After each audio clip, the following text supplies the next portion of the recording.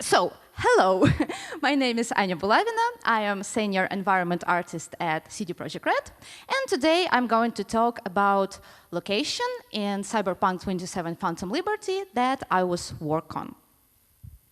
But before, a few words about myself. Here on the slide, you can see companies and release projects that I had a chance to work on. And also, it's 2.5 years that I've been working at CD PROJEKT RED and 10 years in game dev in general. I always work with environments. First couple of years as environment concept artist, and then I switched to 3D environment art. So in Phantom Liberty, I was working on this location. And if you played at least 1 hour, you probably know this place. This is the very first quest of the expansion. This particular part is called Hole in the Sky, although we internally called it just Crash Site. But I'm not sure how popular this name was among the players. And let me remind you what happened there during the quest. And no worries, if you haven't played, there won't be any heavy spoilers. I mean, there will be, but this is very, very beginning of the game, so it should be fine. See that? It's us. Space Force 1. We're descending. In for a rough... Oh, fuck. What? What's going on? What the hell? Songbird! V! The President! You have to... Songbird! God damn it! Shit! Fuck me!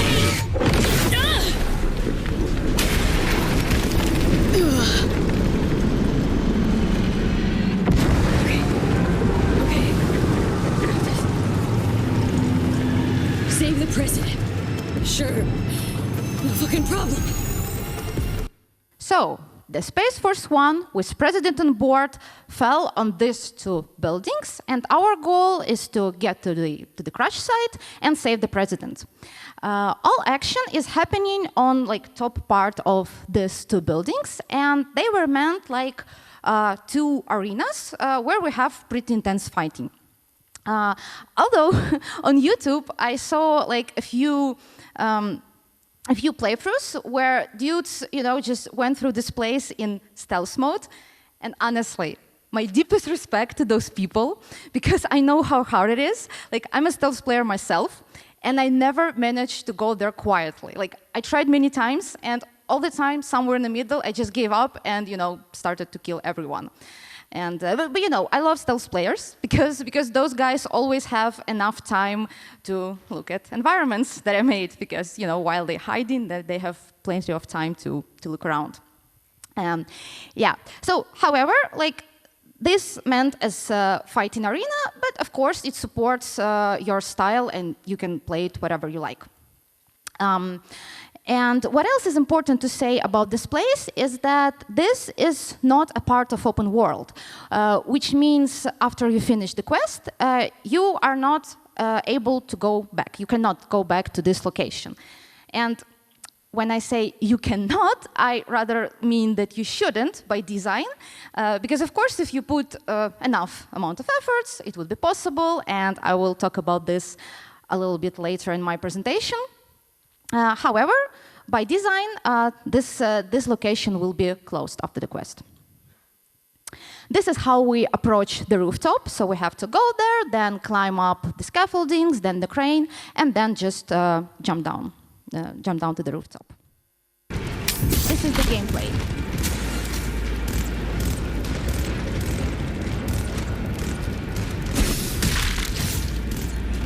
No stealth, as you can see.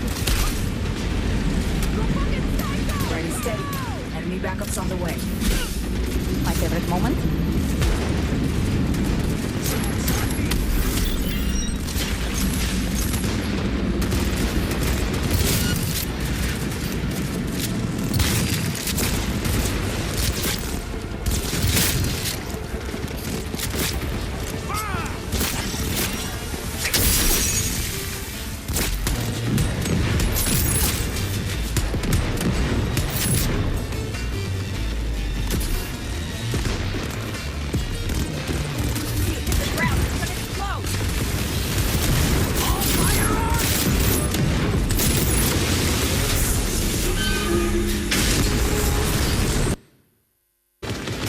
and second part. I mean, from gameplay perspective, it is much similar.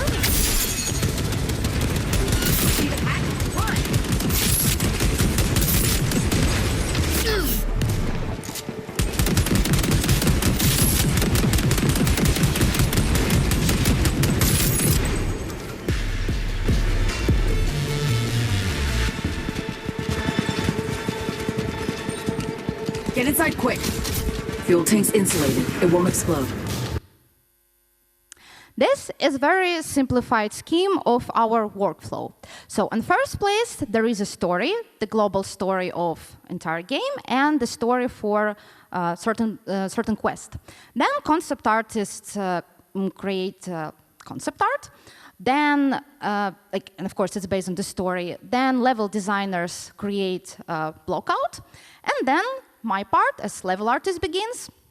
And also VFX guys and lighting artists, they also join and making their magic. So this process is happening like simultaneously. And like I said, this is very simplified scheme because of course there are much more teams and people who are working at the same time, like, I don't know, like quest design team, like cinematic art team, I don't know, animation, asset art team, of course, because we as level artists, we're not modeling stuff.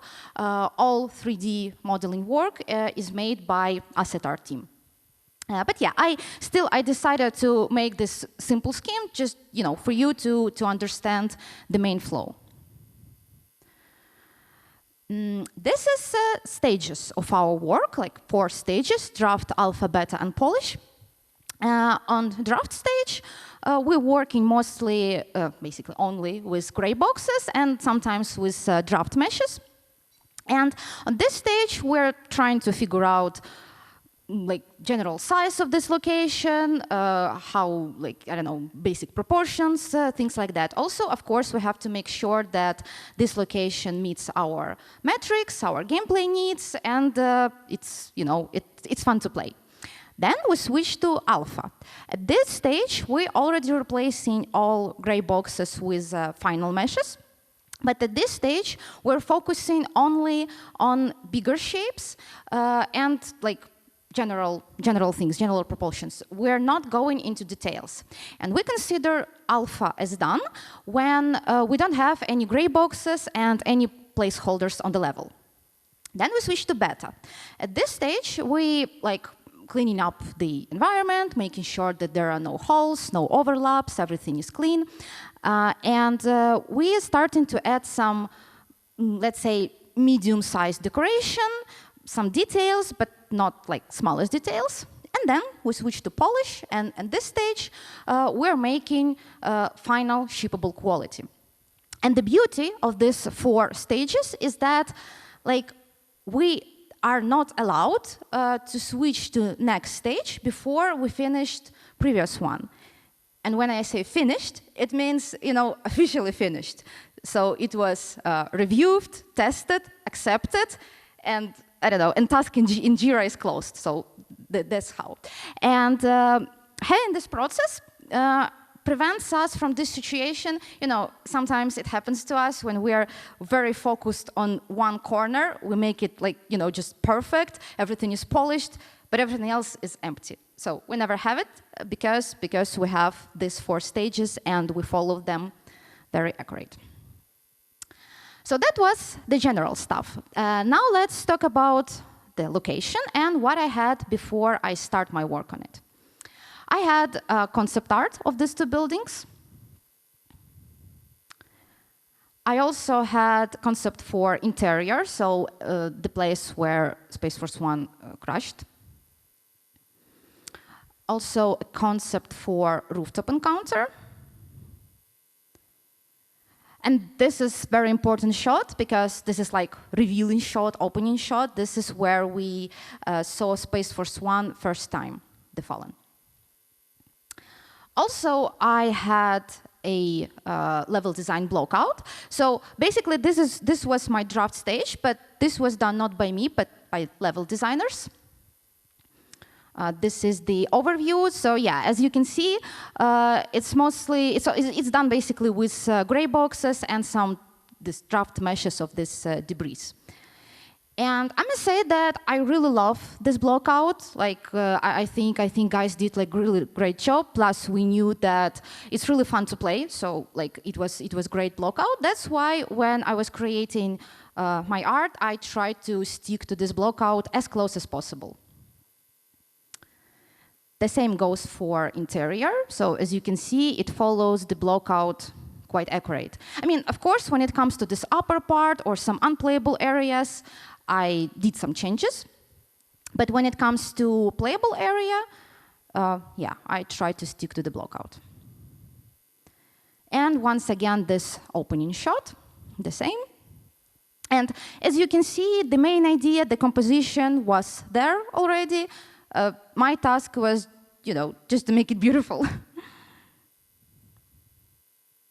Before I started my work, I had something like, I made something like a breakdown, visual breakdown of this location in my head.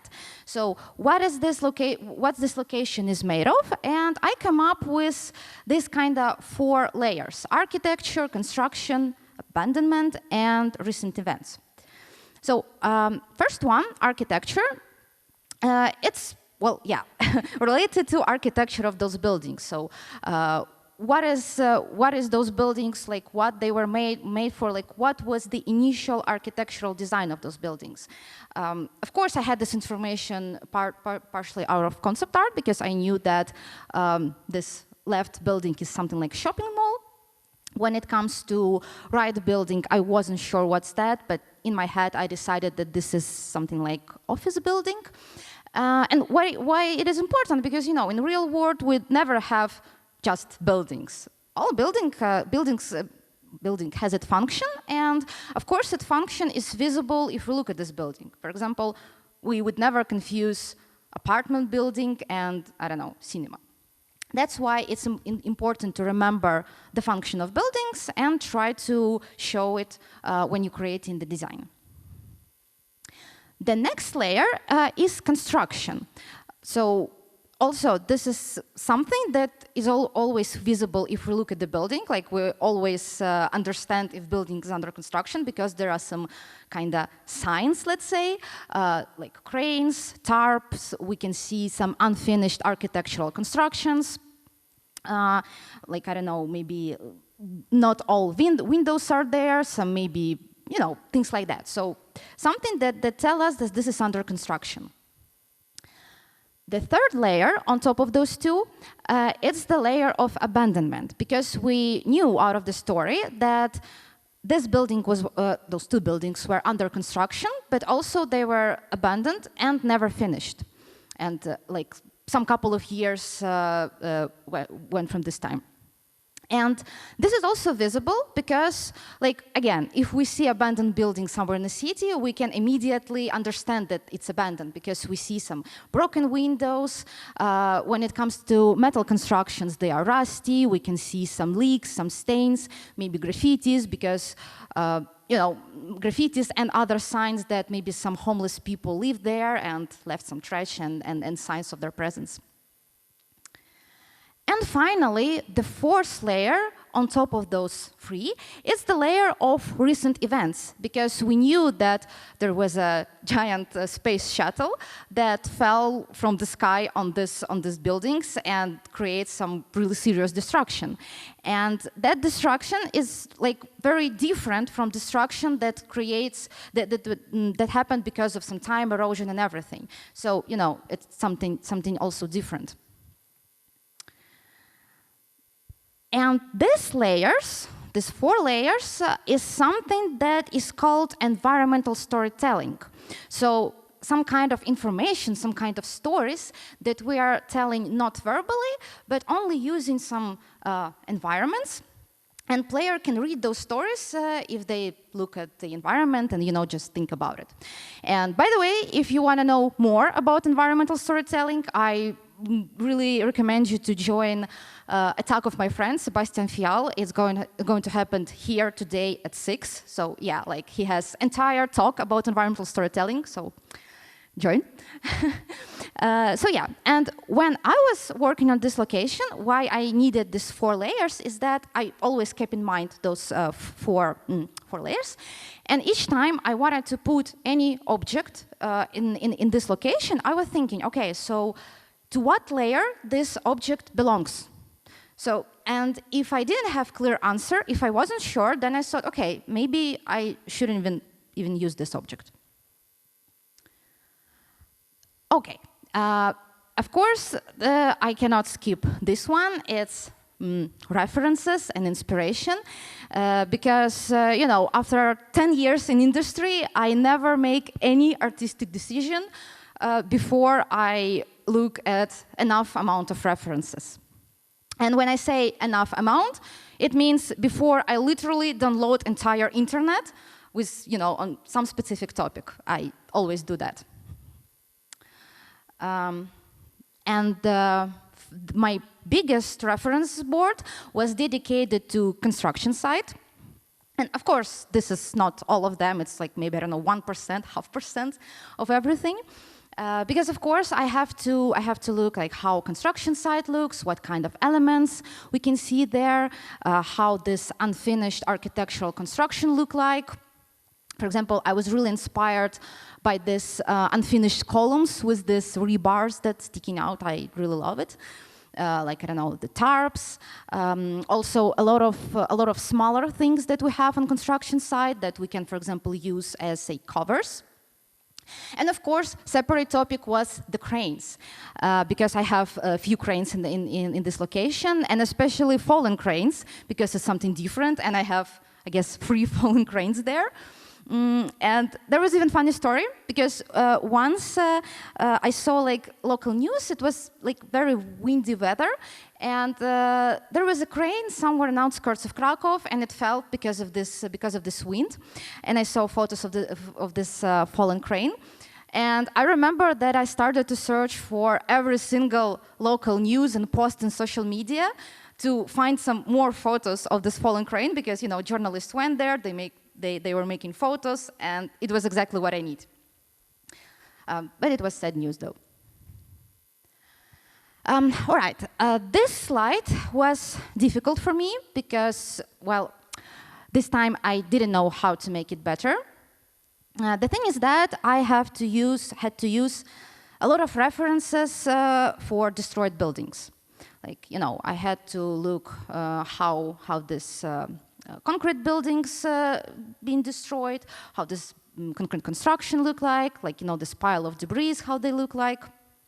And this research was done in the end of 2021, so before Russia attacked Ukraine. So I didn't use any references from Ukrainian cities, and to be honest, I doubt that I could. However, I used a lot of references from you know, war zone, from cities that were destroyed by war, different war, but still. And you know, now I couldn't just so on one hand I couldn't entirely skip this this part, because since I'm talking about references, it would be just, you know, not fair. But on the other hand, I couldn't put like dozens of references of destroyed buildings and say, hey, what a nice references. So yeah, like, just for the record, I used those references, I had them a lot, but today we're not gonna look at them. The next bunch of references, like inspiration rather, is from my hometown, Kiev. Because we have a lot of actually unfinished and abandoned buildings, and they are not somewhere in outskirts. Many of them are pretty much in city center, and even became something like informal landmarks, sort of. And I mean, well, it's also maybe not really nice, I don't know, I mean, the fact that we have them. So some of them were started at the late 80s and were never finished because of collapse of Soviet Union. Some of them were started before 2008 and also were never finished because of this crisis 2008. And yes, all of those years, they're standing like that, and don't ask me why. However, yeah, even though it's not really great that we have those buildings in the city, it's a great source of inspiration for me, and yeah, of course, Kyiv in my heart forever. Very important part of my work was work on composition. Composition and clear player guidance is very important for this location because player has very intense fighting, as you saw like on that video, and it was super important to be sure that player will not lost and always would know where to move. And to make this impression, when I was making all of this destruction in this place, I tried to make something like like a ball kinda. So all objects are pointing us to the center of the shot. I mean, I kind of highlighted. So yeah, I mean, again, like I highlighted only the biggest object in this frame, but of course there are more. So everything kind of point us to the center. The same goes here. So like we have all those lines that leads us, towards this building in front, and the highlights.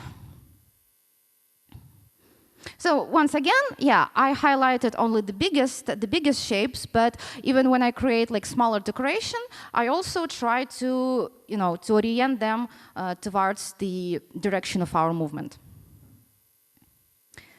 And once again, the opening shot, because like I said, it was very important. And here, of course, the idea was a little bit different because, of course, there was no chance that player would miss the fallen Space Force 1, obviously not. But what I tried to do is kind of enhance the composition using also all those additional lines.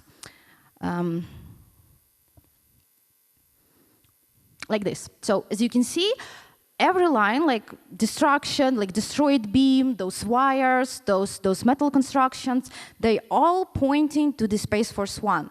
And for example, when it comes to like this beam, like on the foreground, the only reason why I put it there, because of course I put it there like consciously, it's also to emphasize this this composition.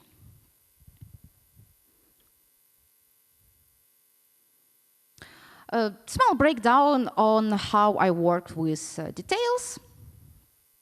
So here you can see the piece before I put like foliage and decals. So according to these 4 stages of work, I worked on the shapes.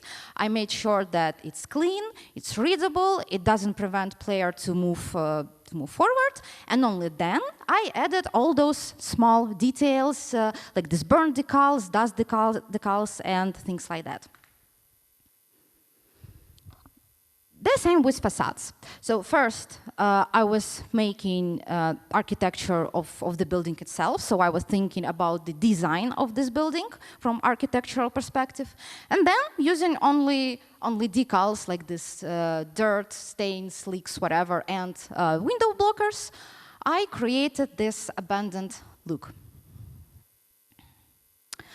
And now I will demonstrate those 4 stages of work that I mentioned, draft, alpha, beta, and polish, how it looked for shopping mall interior, so this crash place. So this is draft stage, and like I said, it was made by level designers, not by me. And of course, when they were creating this place, they kept in mind the final look of this location, but generally, on first place, of course, they were focused on player guidance, on metrics, on how it works in terms of gameplay and things like that. So when it comes to, let's say, interior design, it's not super clear like what's there. That's why on alpha stage, I focused purely on architecture.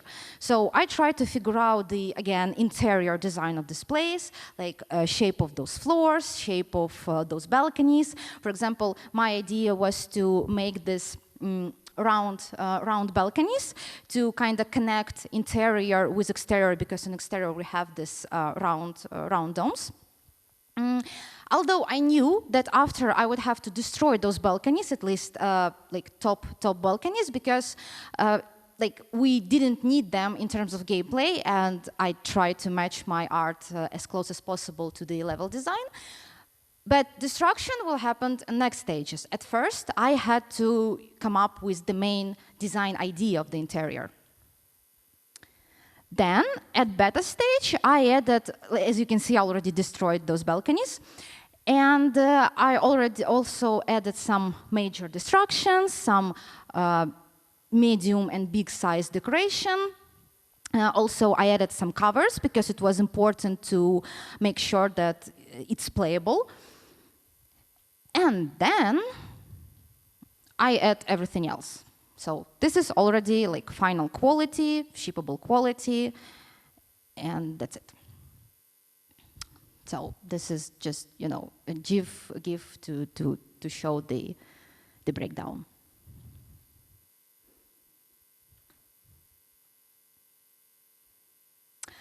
Besides the quest location, because like I said, quest location, it was only the top part of those buildings. I also worked on building themselves. So this is the bottom part of the buildings, and it's not a part of quest location, but this is part of open world, so this place you can visit anytime. So here as well.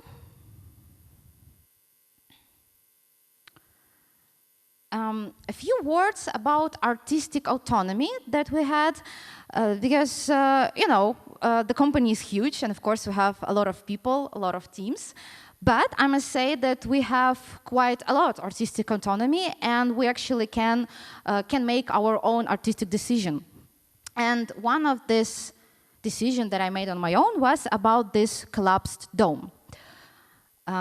Because if I already showed this concept art, as you can see, this concept art is, let's say, like stage before all the events. So this glass roof is intact. And we didn't have any concept art for collapse stage, so after the crash. And usually, how it works in CD Projekt, that I could go to concept art team, I would make a request that I need a concept art for this collapse dome. They would make this concept art, then I would take this art, go to the asset team and ask them to make models, and then I will put those models into the level. But I decided to make it on my own because like I really love to work with architecture, and for me it was super interesting task. So I decided to take care of this dome. And of course I started with references. Once again, it's not all of them, I had much more. And when I looked at references, I thought that maybe it would be interesting to use this idea of, you know, melted metal construction, because everything is on fire. Of course, there were really high temperature, and I thought that those melting parts looks really interesting. But it was not the greatest idea. This is like first iteration, and as you can see, it looks more like spaghetti than like solid metal constructions. So I decided to abandon this idea and went to just, you know, just destruction. So the idea here was that the shuttle hit the base of this arch. The arch fell and destroyed and deformed those horizontal beams. And well, this is how it looks in the game eventually. I was quite happy with the result. My entire team as well. So yeah, this was the only like big object that I modeled myself in this game, because like I said, all 3D modeling work is done by us at our team, not by us. By us, I mean, not by level artists. All right, challenges. I call this part challenges. But most of the time, I'm going to talk about one challenge that I had. And this is air dash. This video is without sound. Everything is OK, because I'm going to talk. And I hope while I'm talking, you will not get epilepsy or something like that. Or maybe I should pause it. I don't know. Because I think it's... anyways. So yeah, air dash. This is a new mechanic that we introduced in patch 2.0, and also it was in Phantom Liberty. So when V jumps and slides like in the air. And I believe it's really fun mechanic, and if you haven't tried, like really try it because it's super fun. But also it was quite challenging. First of all, because seriously, I will maybe pause it because like I want you to stay sane. So the thing is that like this mechanic was introduced by our gameplay team. Closer to the end of production, I think we were somewhere in the middle of beta stage for environments, which means that we couldn't make any serious changes. And the thing is that V, from now on, using this mechanic, she could get to many places that she were never able to get before. And in some cases, it was just, not nice because she could get to some unplayable areas, to see some overlaps, maybe some back faces of meshes. So this is one thing. But the other thing is that in some cases, it literally breaks the quest sequence. So, it was a serious bug and we had to fix it. And like I said, it was introduced in the middle, closer to the end of production. And the very next day, they submit their changes.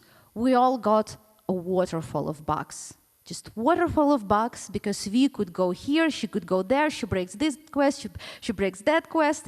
And of course, we had to, fix all this stuff. And this is how it affected me personally and my location.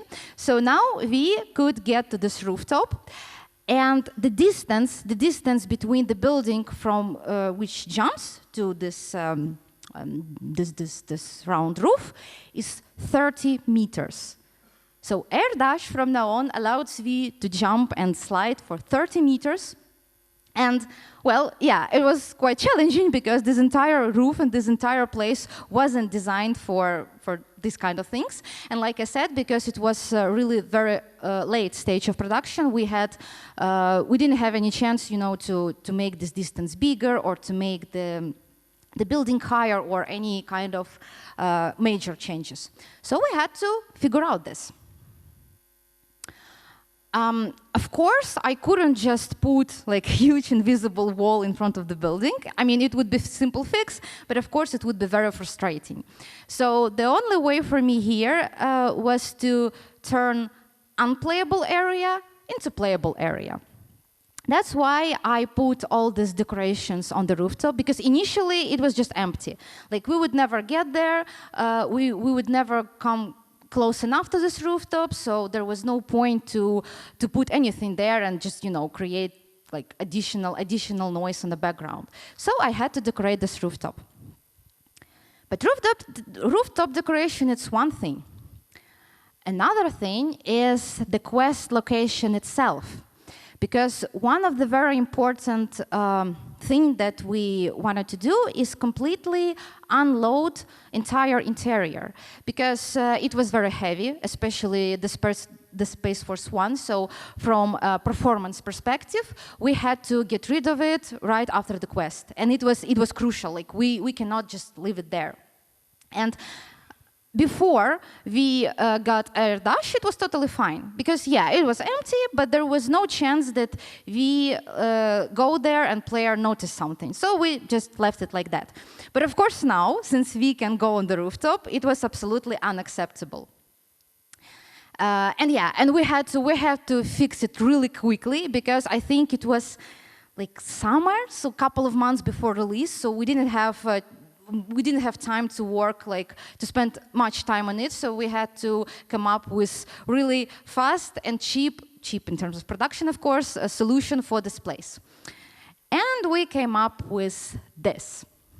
So the story behind this, again, environmental storytelling, is that after the quest, Kurt Hansen's people came back here and they put those tarps to secure this area, so any kind of looters, hobos, whatever, would not go there and not, loot the Space Force 1. And also, if you played the game, you maybe remember that after we saved the president, we brought her to the safe house, and there was this heavy rain. That's why we have this puddle in the middle, environmental storytelling. This is like official site, but actually, the thing is that because, like I said, I didn't have enough time to work on it. We couldn't make asset those tarps specifically for this location, so I had to reuse those tarps from the stadium. And in the middle, because I kitbashed them, and in the middle, there is really ugly seam because the place where those tarps overlap. So in order to hide the seam, I had to put this puddle. So this is how things sometimes work. However, I believe this whole air dash thing was really awesome because I'm happy that I had to make this extra decoration because at the end of the day, first, it gives a lot of fun to the players. Second, it makes my location even better. Oh, it's so loud. Okay. I hope you can hear me. So this is something like a bonus slide, bonus video. This video is 25 seconds long. 25 seconds long since we jump on the rooftop and get to the Space Force 1. 25 seconds of gameplay and more than 1 year of my work. If you ask me what makes me cry, I would say speedrunners.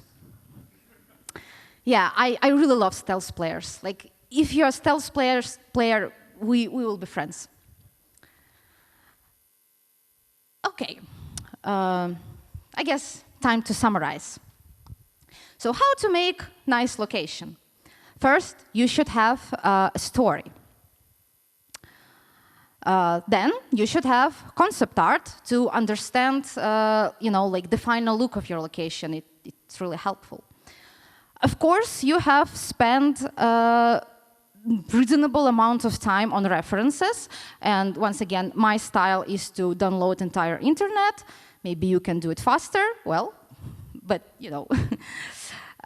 then we should work on composition because it's crucial. It's super important. And of course, player guidance because it's supposed to be not only beautiful, not only readable, but of course it should be playable because we're making games. Also, it would be nice to have environmental storytelling because it just gives believability to your game. It gives kind of depth to your environment. Also, we should remember about stages of work because it helps us a lot to not get lost into details and, kind of confuse. And of course, we should be flexible because in production process, nothing is set in stone. You have to be ready that things can change. You have to adapt to those new things, new mechanics, new ideas, things like that.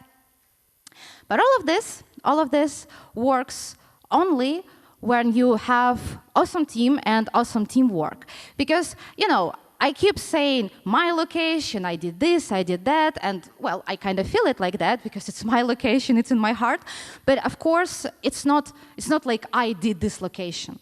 It's a huge team effort, and here I put, some names that was working purely on visual for this location, not mentioning entire asset team because it's just too many people, all those people who make those awesome models. And of course, everything was possible only because of our cooperation, because of, like I said, the teamwork. So teamwork is always a key. Thank you.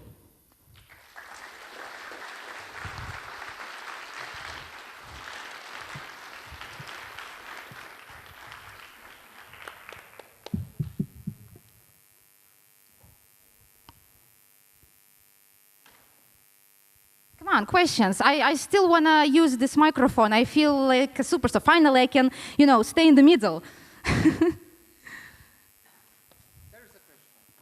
So please, there's the mic. You should stand. Yeah, I know it's not super comfortable. I have been there, but you see now I'm the stage. So. Hello. Hi. How are you doing? Thank you very much for your talk. Excellent presentation. I was wondering, can you talk a bit more about performance optimization? Because you mentioned that you had to cover it with tarps later after the quest was done. But how do you do it in the middle of your process when you're doing all the stamping and all the using all the assets? So that was my question. Thank you. Sure. Well, actually, in this talk, I wanted to focus on artistic side, and I think I thought that maybe I should say a few words about optimization, but in this case, I would have to cut some other things, and I didn't want to. So yeah, optimization was also on our side. Basically, this entire optimization part is happening after all of those 4 stages, after all visuals are done. So basically, how it works in a nutshell. So we make all of those nice foliage, all those decos, and then there is optimization, and we started to cut. Well, not like literally like that, but yeah, sometimes we had to cut. So we have like a lot of different techniques, let's say, approaches. So, of course, it's about streaming distance. So, for example, like this entire interior quest, of course, we don't need it loaded all the time. So once we finish the quest, we are not able to go back. So we can just unload it entirely. And yeah, all this setup is done by us, by level artist, environment artist. Also, of course, we have LOD systems, like everywhere, so this is not something new, not our know-how. Also, when it comes to like bigger structures, like buildings, things like that, in some distance, it's just replaced by proxies, and making those proxies was also on us. So yeah, things like that. So like, decay, I would say, it's streaming distances and LODs and proxies. So this is our pillars for our optimization. Thank you. Any more questions? Hi, thanks for the talk. And I got one question. Because you have seen the game footage, and it was a lot of stuff happening, and obviously there was so smoke particles obscuring the stage. And we have seen that you have come through the stages, and the white box from the designers was pretty much set. And you said that the stages were accepted and reviewed by playing through. So my question is basically, did you get the feedback from the level design that the level got less readable and less clear because the art came in? And right now it's higher, like it's not that easy to see where to go and like what is going on in the stage. And do you have any feedback how to kind of deal with that? Because obviously it's got less clear and less readable because you add all your work. So a lot of stuff is happening there. Honestly, this is a really common question. I mean, not in these words, but I mean the question about how we cooperating with level designers. Because I know that many people have this thing in their head that there is some kind of, I don't know, like a fight, I don't know, between level designers and level artists. And to be honest, at some point I thought the same. But you know what? Not necessary. It's not necessary to fight with your level designers. And again, the K is the teamwork. The thing is that when I was working on this location, I work really closely together with level designers. And each time when I knew that I had to go a little bit further from this block out, and I had to change something to make it beautiful and everything, I always discuss it with him. So it's not like it's not even about feedback, because feedback is when you're showing the final piece and then you got feedback. No, I mean, I always talk to him in the process. Because sometimes it's even the opposite, because sometimes I could use like my tools, like use composition to even enhance player guidance. So it's not like, let's not put it the way that we artists just spoiling things. I mean, yeah, okay, sometimes it happens. like, yeah, but you know, we also can improve stuff. So if you always work together, if you have this teamwork, then this situation won't happen.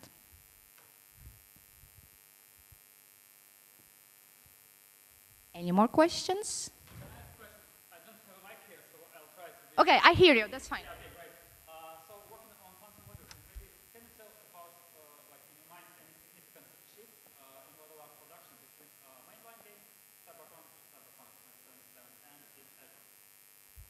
Okay, I will rephrase the question so everyone could hear it and also to make sure that I understood it correct.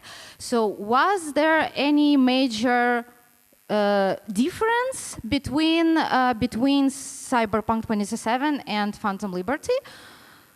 Well, yes, I guess.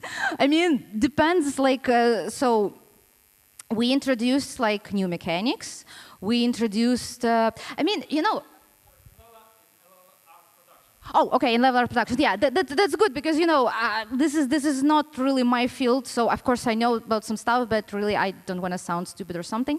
So, when it comes to level art, well, honestly, I think we really rise the level of detail because Dogtown, of course, because it was smaller area, so we were able to push like details, environmental storytelling, things like that much higher. And I think it's like, I guess it's visible, I don't know. But also, what is different, because in Dogtown, we have a lot of places where we move primal on foot. I mean, like, yeah, and actually I think in many cases you rather move on foot. Of course, you can take the car or bike and you do it, but the whole area is small enough to just walk around there and explore. Of course. So, for example, in Dogtown, we didn't have this area where you have just giant highway and you just drive down this highway. So, level of detail was bigger. And yeah, and also because we have different performance.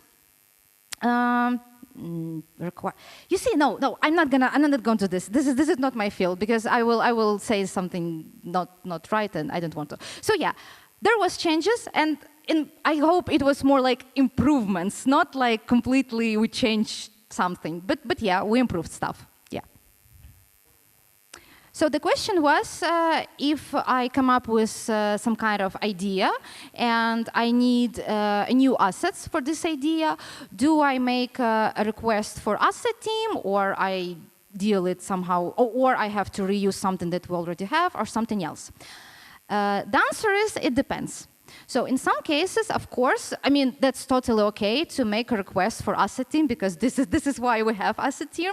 Well, and of course, it's not something that that happens just, you know, one-on-one. I just come to my fellow 3D artist and say, hey, could you make me this for me? No, of course, it's like through Jira, through, I don't know, through like producers and things like that. But sometimes, okay, and in some cases, I can be my request can be rejected because, for example, we have no time, releases tomorrow, things like that. Yeah, it happens, and in this case, I have to figure out something, you know, reuse things that we already have. And in some cases, like in case of this collapsed roof that I showed in my presentation, I can just, you know, model things myself because I like it, it was interesting for me, so why not? Like, we don't have, I mean, no, okay, our processes is quite clear, but we can suggest things, you know, and well, yeah, I think, yeah, and of course, there was like quite often situations like I need some assets, and we already have asset like this, but this is slightly different. Like, I don't know, size not fit like 100%, or I need like the same, but a bit different. In this case, instead of just going through all this requests and all this, you know, corporate things, I better just copy this asset, make some minor changes on my own, and put it in my location. So in this case, it's just, you know, it's faster. So we try to be, try to act reasonable in this kind of situations.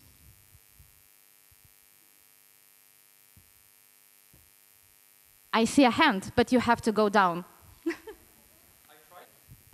Okay. Okay, so the first question was about our reviewing process, how it goes. And the second question was, am I using any AI tools for my process? So I will start with the second question, and the answer is simple: no, I don't. So that's it.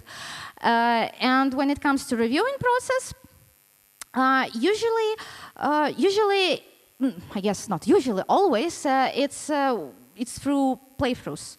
So we have playthroughs with our lead, we have playthroughs with directors. Of course, we have playthroughs just, with our friends, I mean in the company, of course, with our colleagues. So we never look at those locations, just on screenshots or like, I don't know, in the editor. We always reviewing them through the game. So like our game is playable from the very early stages, and I think it's crucial, it's very important. So yeah, because we're not only reviewing the visuals, but also, of course, how it feels, how it plays. Because sometimes you can come up with really nice and beautiful idea, but because of the pace of the game, because of location where this idea is placed, it's not really visible. Like player would maybe not even notice that, or see it not from from different point of view, and it works differently. So yeah, we always reviewing through the game.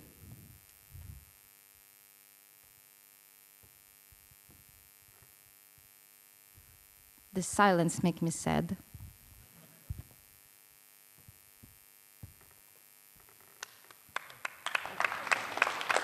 Thank you very much.